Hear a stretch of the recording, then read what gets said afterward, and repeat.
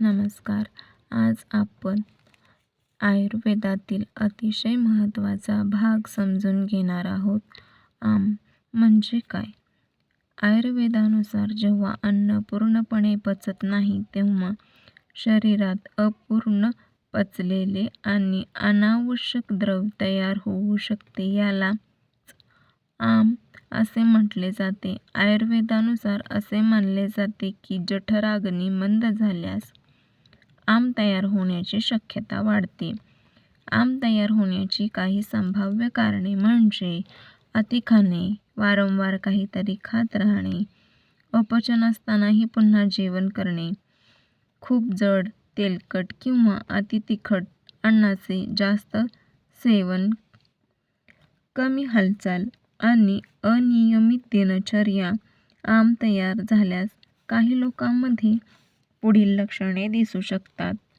पोट जड वाटणे, गॅस किंवा पोट फुगणे, आळस किंवा थकवा, भूक कमी लागणे, तोंडाची चव बिघडणे, मलावष्टंभ किंवा अपूर्ण शौच झाल्याची भावना. आयुर्वेदानुसार आम टाळण्यासाठी भूक लागल्यावरच जेवा, अन्न नीट चावून खा, नियमित व्यायाम किंवा चालण्याची सवय ठेवा, पुरेशी झोप घ्या, पचनशक्ती चांगली राहील अशी संतुलित दिनचर्या ठेवा.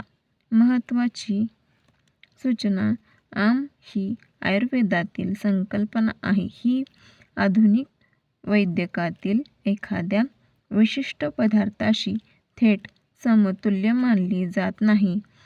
तुम्हाला सतत पोटदुखी, वजन कमी होणे, रक्तामिश्रित शौच किंवा इतर गंभीर त्रास होत असल्यास डॉक्टरांचा सल्ला अवश्य घ्या. व्हिडिओ आवडल्यास लाईक करा, शेअर करा आणि ताईच्या आयुर्वेदला सबस्क्राईब करा.